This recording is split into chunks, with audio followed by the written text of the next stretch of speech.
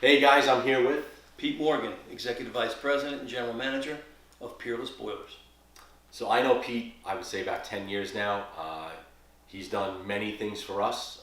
We love the product. We love Peerless. That's the product we put in for all of our oil boilers, and we will continue to do so because of the relationships we have with Peter, other reps, Mark, who's standing over there, he's off camera.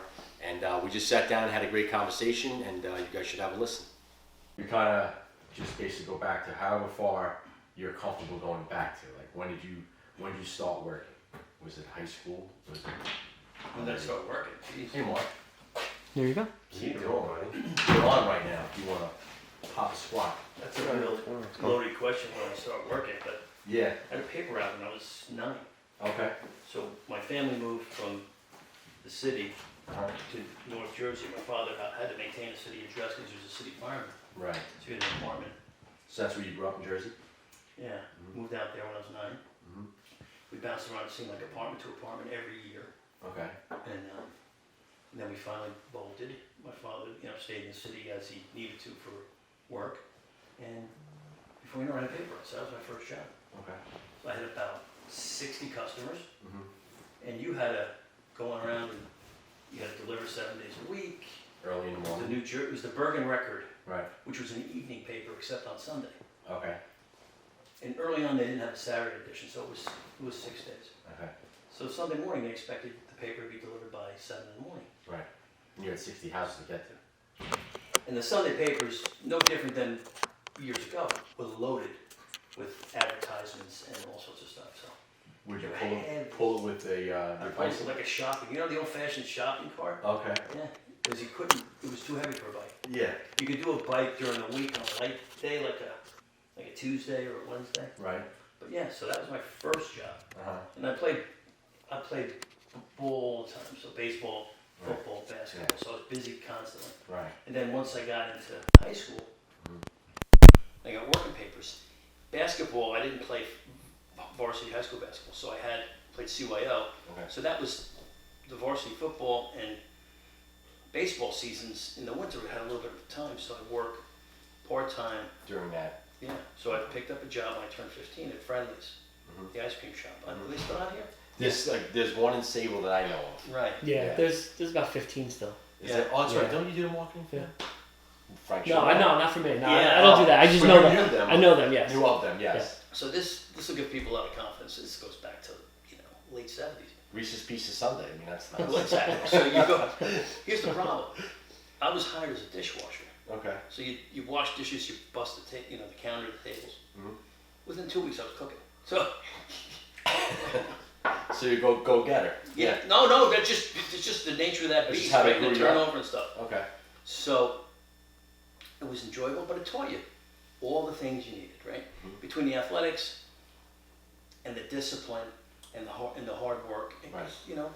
Now, were you dealing with customers too at that? Yeah, I mean, yeah, that sure. point too? Because you work the counter, you need to make a Sunday, you need to make a this or Right. that. Because I talk to kids at different schools and I explain to them how important that skill is Absolutely. to be able to have a conversation with an adult. Instead of this, Exactly, and it's become a rare skill. oh yeah, Where when you were growing up, or even when I was growing up, it was normal to be Yeah. able to carry a conversation. right. Shake hands, look them in the eye, and stuff. Even to this day, Yeah. we tell our kids, if they're older now, Mhm. they're in their mid and late 20s. Don't bring your cell phone to the table. Yeah. So Yeah, be present at the if conversation. you go to a restaurant, you look over at tables and people are facing. I mean, what is that? I know. They're not present. Yeah, it's No. just different. It's Yeah. crazy. So anyway, So you're working at Friendly's throughout high school. then I worked at a steak joint and whatever. Mhm. So it was good. Then I played baseball through college, and during the summers in college while I was playing, I worked for a general contractor. Okay. Now you went for your 4-year degree. I did. Okay. Where'd you go? I spent a year at William Patterson, Okay. New Jersey. Okay. Played baseball there, and then I transferred to Washington and Maryland Mhm. and played 3 years there and got my degree from Washington. Nice. It's a very important degree. Now that degree. History. I mean, I was. so, yeah. So Some people would say I majored in space and time. Yeah. Beer. I was going to ask you baseball. if that degree is relevant with what you do today. Not really, but No, but you go to. it's good conversation. But you piece. go, yeah, but you go to school Right. to learn how to learn Right. and to do the things that we're talking about. Right. Interact with adults, back then at least. Mm-hmm. You know, if you had a problem, you go to your professor. You know, there's nobody going for you. Right. You had a problem with a coach. Right. There's nobody going for you. Yeah, your parents aren't calling you. And that's the way it was in high school too. Right. I went to Hackensack High School, Mm-hmm. which was a great way to grow up because you had it. You know, it was like the United Nations there. Right. Ethnicities from all over the world. Yeah. You know, multi-culti. I mean, before, Well-rounded, yeah. and everybody was the same. Yeah. They treated everybody the same. That's how I grew up West Babylon. It's very similar. You know, Yeah. so Exactly. So we wouldn't have any other way. But you know, we talked about your charity before we got on, Yeah. and school's not for everybody. Right. But if you can find something you're passionate about, that's all it takes. Yeah. I'm passionate about life and competing and enjoying myself. Right. So, I had lunch with a guy yesterday who said to me, he said, a guy said, "Oh, you know, he's really intense." And About you? Or? yeah, about me. And Right. the guy's like, yeah, but he's direct. Right. He's honest. You know what you want. He's not Yeah. BSing you. Mhm. And he says, that can be misinterpreted for being, super intense. Well, I think I'm intense and passionate about what I do. Right. Nobody likes to have fun. Well, we've been out. I mean, Yeah, I love having a good yeah. time. But there is a competitiveness that you need to be in business and Absolutely. involved in business. Otherwise, Yeah. you wouldn't be in a position that you're in. You get run over. Yeah, absolutely. You're not running companies or owning companies if you don't have a purpose and a passion Right. and a discipline. Right. But it can be anybody. It doesn't have to be somebody who's got a bachelor's, a master's, a doctorate. That's not necessary. Right. What's necessary is it comes from in here Right. and you use your head. Right. Trade schools are a great avenue Mhm. for people to get skills that we vitally need in this country. Yeah. And then you could further your education from there. Absolutely. You learn one thing, that doesn't mean you only do one thing. You can learn 10 other things. Maybe you're just not ready for it. Maybe later in life you go back and you do some college work. Absolutely. Who But at cares? least you have a background in it. Yeah, So it's good. yeah. You know, but so now you're playing ball in college. Where'd you go from there? You got a history major, so you know what kind of jobs did you get after that? So And did you have any idea that you wanted to be anything close to what you are right now? no, Because this is another topic. yeah, there might have been a little bit of a time where, looking back, it sort of foreshadowed for about what I was getting into. One summer, there was a big, huge oil spill at the University of Medicine and Dentistry in Newark. They were dumping 6 oil into these tanks, Uh-huh. and they overflowed. Oh wow. And the tanks were in the basement. Okay. Literally, like a 14-foot ceiling. It was almost, Full of number 6. yeah. So Oh. I spent weeks vacuuming. You know, and you know how thick that is. Oh, so you worked for the cleanup crew? for Yeah, that? the contractor. So Oh. we were in these kind of hazmat suits back Right. then. So probably 1982 Right. in the summer, and it's 1,000 degrees out. No air conditioning in the basement, Mm-hmm. mechanical room. So we just cleaned that. That's what I did for seemed like 6-8 weeks. Forever, yeah. It was brutal. But then once we got that out, we were cleaning the boilers, Right. and then we started. He had a boiler cleaning on in some of Okay. these. He had a contract with Bell Telephone. Okay. You're too young to remember. Ma Bell? Ma Bell. Yeah, yeah. That's right. I know that's So all the Bell stuff, right? So we had a contract. So I was out brushing and cleaning boilers. Like, never would have thought about it, and I don't Right. even talk about it. You kind of fell into it. I worked for a guy, Jimmy Carpio, a sweetheart. Yeah. His company's still in business in Hackensack, New Jersey, but he was a general contractor, did everything. But Bell was his big. He did all the moves, maintenance. He did everything for them. Awesome. And that, back then, I was doing boiler. What the hell? What did I know? Yeah. And now today, all hyperspace all the way to today, and I'm like the boiler guy. So basically, you went from there on. You got. Yeah. So after school, Yeah. I answered blind ads and when Right. headhunters reaching out and this kind of stuff, Right. which was a totally different game in 1984. Right. So I'll tell you who I interviewed with. I interviewed with several like IBM type companies. Okay. They wanted you to sell copiers. What I knew was So more of sales, right? Yeah. Is that where you're going? what I knew was I wanted to be in sales Mhm. because I wanted a company car. Because growing up, our cars never started. I mean, It's a and good we used to end reason. up walking to school a Yeah. mile and a half unless we could get somebody else to pick us up. Right.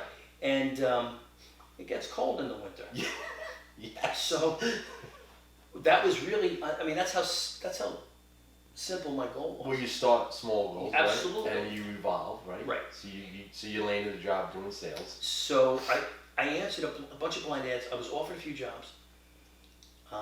Amica Insurance, which is a big brand, a big insurance company, highly rated.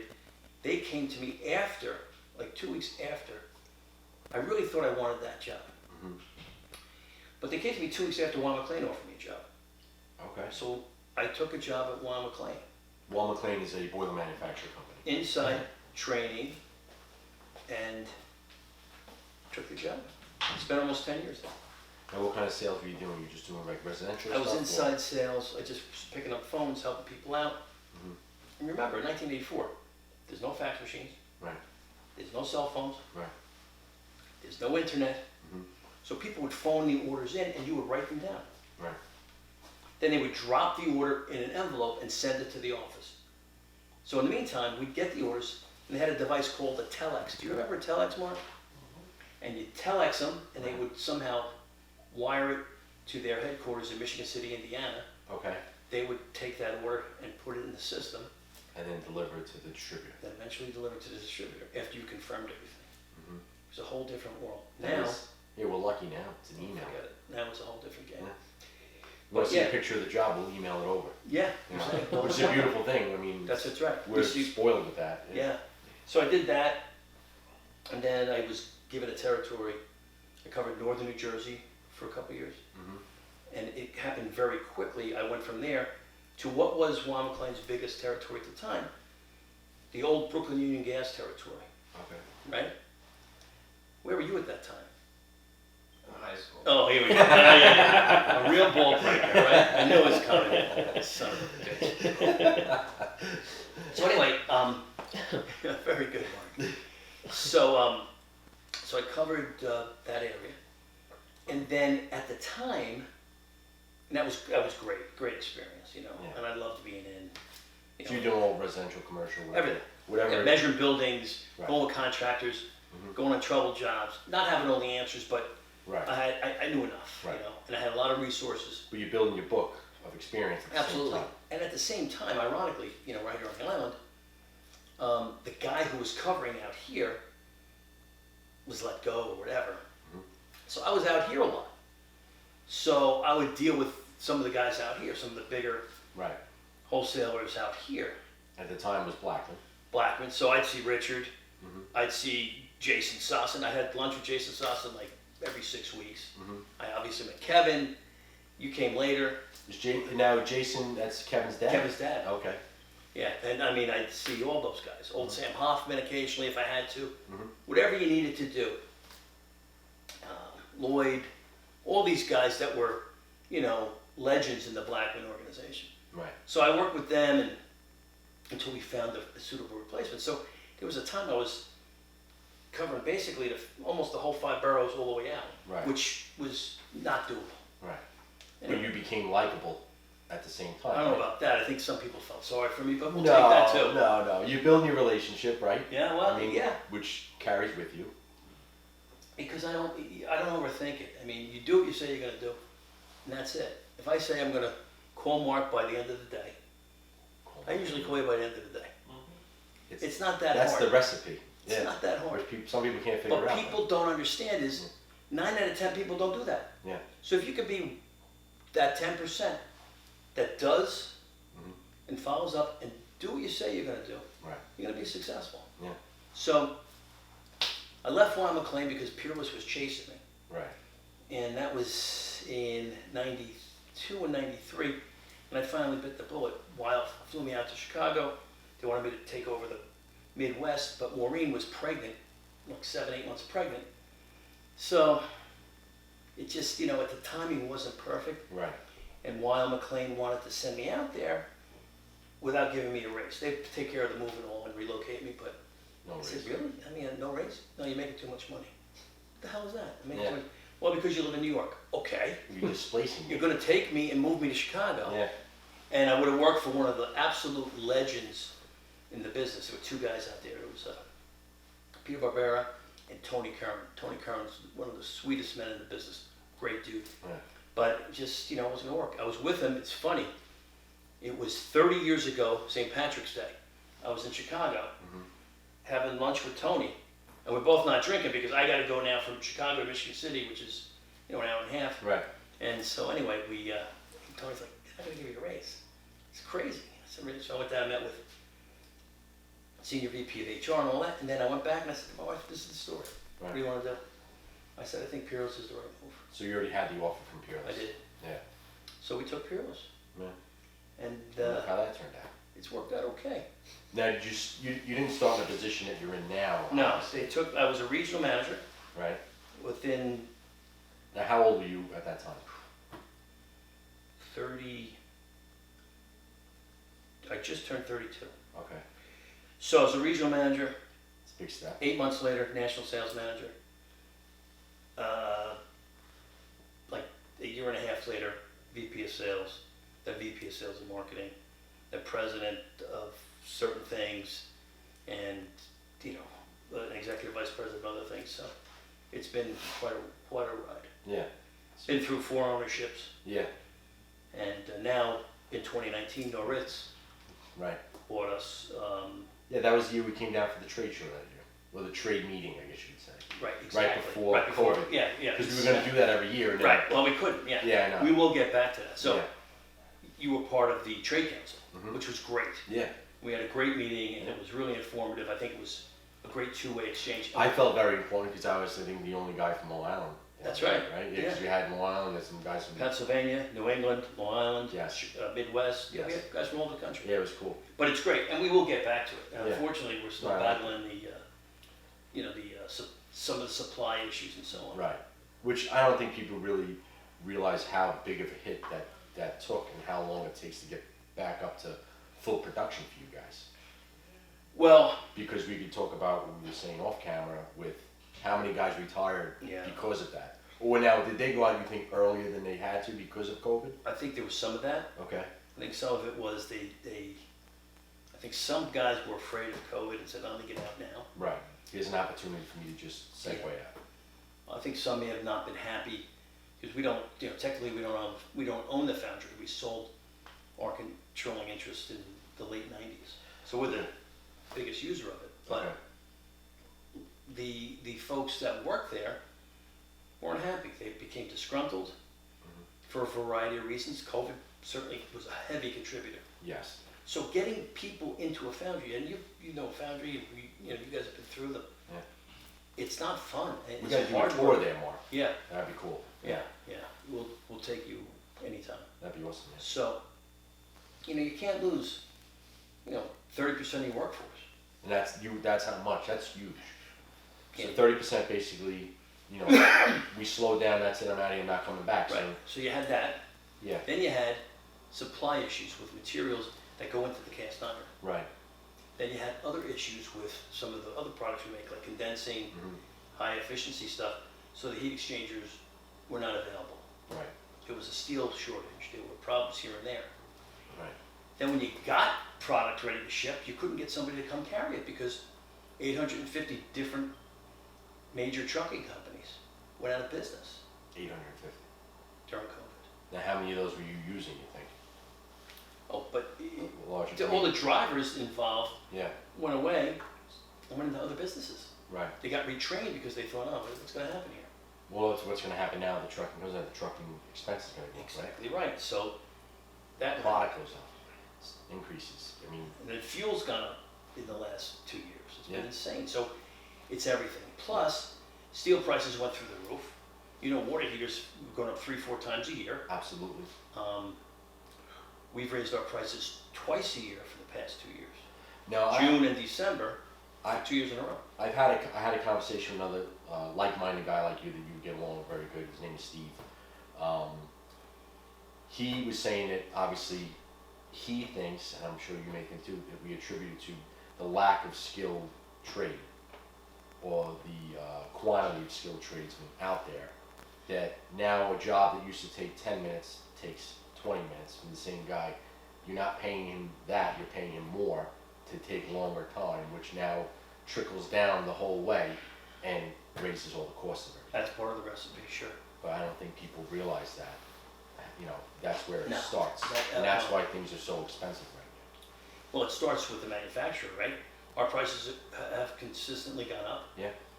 The freight to get it places has gone up through the roof. now. Right. The guys unloading the product at the wholesale distributor's warehouse. Right. Excuse me. That's okay. Didn't realize it was on. That's okay.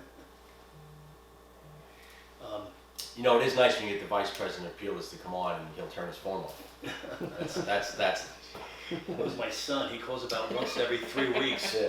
No, I didn't He's He just mushed his son. He's probably looking for bail money. If he's listening, sorry. So I'll call you back. Yeah. anyway, but so these guys that are unloading the trucks, they're getting paid more money, and Right. there's not as many of them because of whatever reason, because there's a labor shortage. And then What happens so then? that's They more gain money. their price. Yep. The distributor's got to store it. Their expenses are all up. Yes. That's more money. They got to load it again. Everything is more money, Mm-hmm. and fuel is one of the biggest motivators because unless you're growing it in your ground, potatoes in your backyard, or a piece of lettuce in your garden, Yeah. you're paying to get it shipped to you. Yeah. You're paid. It in costs and money, out. correct? Plus the handling. So we really like it when we ship to local branches and they're right near the point of sale. But most wholesale distributors, especially the large ones, have these really fantastic distribution centers, and typically that helps defray costs. Right. But in times like this, sometimes it can add a burden because it's going 60 miles that way, and eventually makes its way 75 miles back to a branch. So Right. it's interesting. That's like Webb. Webb has that big distribution center. How many square feet is that? 1.2 million. 1.2 million square foot building. Yeah, they're That's incredible, Tremendous. incredible operation. Wow. And look at Ferguson. Yeah. They've got millions upon millions. They got 650 or 700,000 in Secaucus. They got maybe 400,000 or 500,000 in Saugerties. Front Royal, Virginia, they've got a million. So that's basically where you guys ship to those hubs. Typically. from And there then they sometimes we ship direct to the branch, which really helps everybody because they don't. Right. They get it, they deliver it to you. Mhm. You deliver it to the consumer. Right. Unless it's a commercial job and it goes right to the job site. Right. When you're able to do it. Right. Exactly. Yeah. Which is, it's always Sure. unbeknownst, right? You don't really know when that could be. So the end user, unfortunately, it all goes downstream, right? Right. And they have to pay more. It's Yeah. No, Doesn't boiler seem fair. installations have gone up probably $15,000 to $2,000 in the last 2 years. oh yeah, Between everything across the board going up. yeah, Because we'll get people who call from 2020 that I wrote an estimate for, and it's Yeah. not even close. No. I mean, and most consumers could kind of say, like, oh, I kind of figured, but then some are kind of blown away. 'Cause Yeah. it's like, wow, that's a big increase. Sure. And we're still making the same money, you're still making the same money, it's just the cost of everything. Just look at the water heater guys. Yes. In the last 2.5, 3 years, they've gone up probably 45, 50%. Huge. Right? Yeah. Like a $300 heater's now $500, Yeah. $600. What do you think is going to happen with the oil-fired water heaters? Because those have been, like, really, they're almost priced out. Your opinion, if you can give your opinion on that. I look, oil heat's great. Yeah. I think there's a lot of advantages to it. I think the biofuel is going to really help Mhm. because you got renewable. Right. I think there's legs for it, and Yeah. it's smart. 'Cause You got immediately start benefiting, indirect and the oil-fired water heater. or almost similar priced. Where the oil water heater used to be a Mhm. lot cheaper Yeah. than the indirect. So, Personally, I have an indirect yes. because I want my hot water as efficient as my 97% purifier. Yes. I have a Peerless purifier in my basement. Right. I had an 80. I now have a 60. Right. I had an 80-gallon indirect for 25 years. Mhm. But now I dropped it to a 60. I don't have. It was overkill. That much demand. Yeah. Uh, It's still big. It's a lot of Yeah, demand. it's a lot of water. Yeah. So that's my personal preference. But if you're in an area where there's oil and you have a WBV or an EC Right. Peerless boiler and somebody else's hot water heater with a Right. oil burner on it, I think you're in great shape. Yeah. But again, it all goes back, and I always tell people this, who's the installer, right? If Ryan and your guys are doing it, Right. you know it's gonna be done right. Right. If you get a contractor who's not great, and you have a problem, that could be an issue. So you wanna make sure, when you're shopping and sourcing, Right. that you check and get the right guy. You're better off paying a little bit more Mhm. and getting it done right. Like, I sent you a friend of mine, a very close friend of mine. Yes. Yep. And you did a bang-up job Yeah. Took care of in it. his situation. Yeah. And yeah, he paid more than he would pay probably 5 or 6 other contractors, but he got it done right. Right. And you guys He did a has decent fantastic margin. job. Yeah. And he's And happy. he had a boiler and an indirect, And an indirect. Yep. and it's Bang been a it home out. run. Yep. So that's my personal opinion, but sometimes everybody's economic position is different. Right. So, you know, there's financing options all over the place. I understand how difficult it is. Yeah. Because, you know, listen, I wouldn't have two pennies to rub together when I was growing up. Yeah, well, you're well-rounded. You come from that background of, you know, you started delivering papers to you cleaning, you know, not just oil tanks, but the whole Yeah. 14-foot room of oil. Ridiculous. You know, so you have that, you know, behind you. You kind of can relate to a lot of people that you speak with on a daily basis. Yeah. Now, a lot of the guys that come up that are other, let's say, VPs or presidents or regional sales manager of distribution companies, you guys have kind of all come up the same way, would you say? Or is No, I it think it's more all a different. lot of school kids now? Or I think it's all different. There are some wholesalers now that just hire, you know, computer guys, analytic guys, Right, no field experience. right. Guys like Mark, yourself, Mhm. and we all have tremendous field experience. Right, And I don't think you can get any better than that. You need to have an idea of what's going on in the real world. yeah, There are guys in, you know, I speak with the presidents of Weill McLean and Mestech Mhm. and Burnham and, you know, before my good buddy Ron Passifaro retired, ECR, all the boiler guys and other major, you know, equipment manufacturers all the time. right, We serve on boards together, different associations and so on. And most of those guys have some field experience. The ones that don't, they're calling people like me, asking for my opinion right, on certain field things. right. Because I get out and talk to you, you know, just Yeah. using you as an example. Yeah. I talk to people, I talk to Mark constantly, and Well, we value that. I don't want to be too far from it. Right, When you're kind of running a company, you need to know what's going on. You need to know what your customers want at every stakeholder level. Yeah. The distributor, the contractor, installer, and even consumers sometimes you want to know. speak And to we that. spent a tremendous amount of money developing the Peerless boiler brand through the past, 25 years. Mhm. We're very proud of that. Well, I tell people on the island that the only reason anyone sells anything different is because it's a sales company that wants to be different. They sell you a different System 2000 or anything like Sure. that. It's only because if you get 10 estimates, you're getting 10 Peerless estimates, and then to compare them, you really got to know what you're looking at. Sure. Because maybe one guy's giving you all pumps, maybe one guy's giving you all zone valves, maybe he's not giving you an air scrubber. So Sure. you really got to watch the estimate, and that's where you kind of, Mhm. we're usually middle of the road. So, but the Peerless brand has this market, Sure. that's for sure. And I grew up putting it in, and that's why I still put it in. It's 20 years now, We appreciate it. and I love the product. So it's I tell people all the time, it's the best bang for the buck. You're a And poster boy. I love it. So, and like I said, in all the years, maybe we've had maybe 3 issues that I could think of in 20 years that I could think It's of. amazing. And not only did you guys get us the boiler right away, you guys even, helped us out a little bit on the labor on some of them, and, it was just fluid. And now, like I said, when we go to a customer, if there is an issue, or not that there is many of, we know we'll take care of it first, we'll ask questions later. So, For good, loyal customers, we do whatever we can to support you, and you know that, and Yes. you've done that for a long time. yeah, and that's why I push the brand.